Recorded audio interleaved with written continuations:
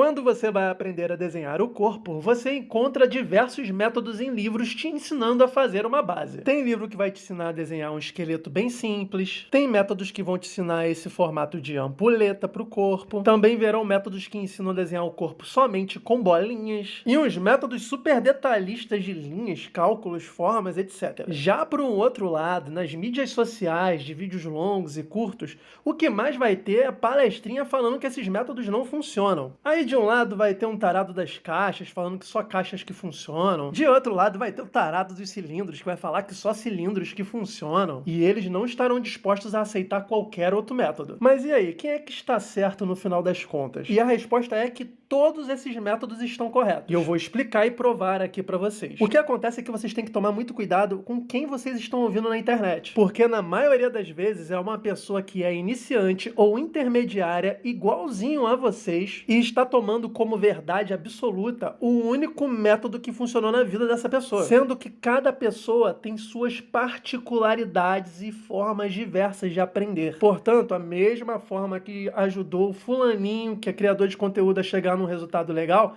não vai ser a mesma que vai fazer outras pessoas a chegarem também naquele resultado. E o sujeito ser incisivo em dizer o meu método é o único que funciona e somente desse jeito que vocês vão conseguir, vai estar inibindo vocês de poderem aprender e se desenvolver mais. E o que eu estou querendo dizer é que muita gente que está ensinando por aí não tem didática. E existe um conhecimento científico que é importantíssimo para qualquer professor de desenho querer ensinar alguém, que é a psicologia da percepção. Eu até entendo essa intenção de querer mostrar que cilindros e caixas são melhores para a pessoa poder começar a desenhar, mas nem todo mundo enxerga volume e profundidade nas coisas. Pelo menos não de início. Então, não adianta chegar para todo mundo e dizer vocês só vão conseguir fazer com caixas e cilindros. Isso está completamente ligado à psicologia da percepção. Eu já falei antes aqui da navalha de Ockham. Isso é um método científico baseado numa teoria de Aristóteles, que diz que entre duas teorias que explicam igualmente os mesmos fatos, a mais simples é a mais correta. E na psicologia da percepção, de forma muito resumida, nós entendemos que nosso cérebro, ele capta tudo que tem à nossa volta através dos nossos receptores sensoriais, ou seja, os nossos sentidos. No caso do desenho, está muito ligado à nossa visão. Então, sempre que observamos qualquer objeto, pessoa, qualquer elemento, qualquer matéria, nós enxergamos a forma mais simples daquilo. A sua visão como receptora vai absorver essas informações e o seu cérebro vai organizar essas informações para que então haja uma interpretação delas. E é nesse ponto que vai acontecer a percepção que dará a resposta para o seu cérebro. E cada pessoa interpreta essas informações de maneiras diferentes. Justamente por isso que há aquele estudo que diz que quando você se olha no espelho, você não está vendo exatamente como você é, as pessoas te veem de forma diferente. Que aí você olha para o espelho atentamente e pensa, nossa, como é que eu sou feio. E se você pensa exatamente isso, imagino que as outras pessoas acham de você. Eu nem pergunto isso para as pessoas para me preservar.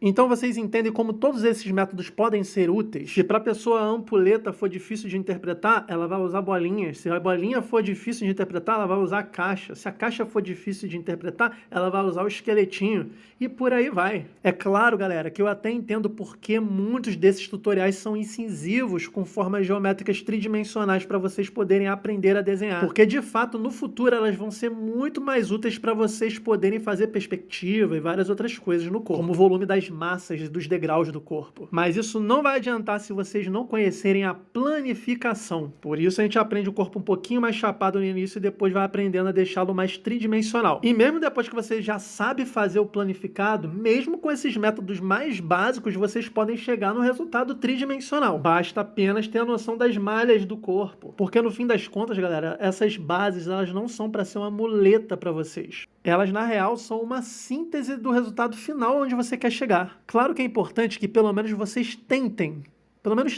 aprender todas elas. Mas começa pela que é a mais confortável para vocês. E a mais confortável pode, de repente, ser o método mais louco possível. Tipo esse aqui do número 8, que vira um corpo.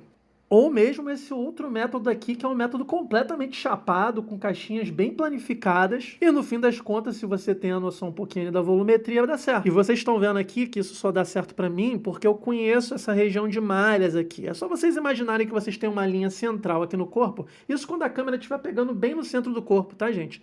Então, você vai ter umas malhas curvadas para cima, outras curvadas para baixo. Vocês podem pensar de forma simplificada assim a princípio. É claro que essas malhas elas podem chegar a ser muito mais complexas de acordo com as movimentações das áreas do corpo. Tipo o que acontece nessa perna aqui que está chegando um pouquinho mais na nossa direção, mais para frente. Ela funciona parecido como se fosse um cilindro que virou para frente. Pensa no canhão disparando uma bola, né? Essa aqui é a ideia. E é claro que essas malhas vão mudar de acordo com a perspectiva que você estiver vendo o personagem, tá bom? Isso é só mais para a câmera central. E obviamente, conforme vocês forem estudando mais e mais a volumetria do corpo, vocês vão entender que essas malhas vão tomando formas diferentes em cada nuance dos nossos músculos. Só para vocês terem uma ideia, eu isolei as faces do corpo, face frontal, lateral, superior, com cores diferentes. E vocês podem ver que o que está de cinza é frontal, o que está de verde é lateral, o que está de amarelo é parte superior. E as malhas vão acompanhar essas faces. Na medida que vocês conhecerem mais e mais todos os volumes e profundidade do corpo, vocês vão entender que essas malhas vão fazer movimentos como, por exemplo, aqui nos seios eles têm volume, então essas malhas vão acompanhar esse volume dos seios. Tanto nas linhas que vêm de cima para baixo, como também nas linhas horizontais. Mas no fim das contas, vocês podem ver que tudo isso partiu de uma base completamente simples. Então, não tenham medo de se agarrar aos métodos mais simples se eles funcionarem para vocês. E na medida que vocês forem evoluindo, vão testando, estudar novos métodos para isso solidificar a sua maneira e o seu entendimento no desenho. Estudem também bastante teoria, isso vai forjar vocês a serem cada vez melhores. E é isso, galera, vídeo maior que o normal, mas muito importante para o aprendizado de vocês. Se matriculem nas minhas turmas de desenho online para aprender muito, muito, muito, muito mais, porque o que eu ensino aqui em vídeo não é nem 1% de tudo que eu ensino em sala de aula. Mais informações pela DM. E leiam meu mangá Pelo Meu Caminho Até Você grátis, pelo link que está na minha bio.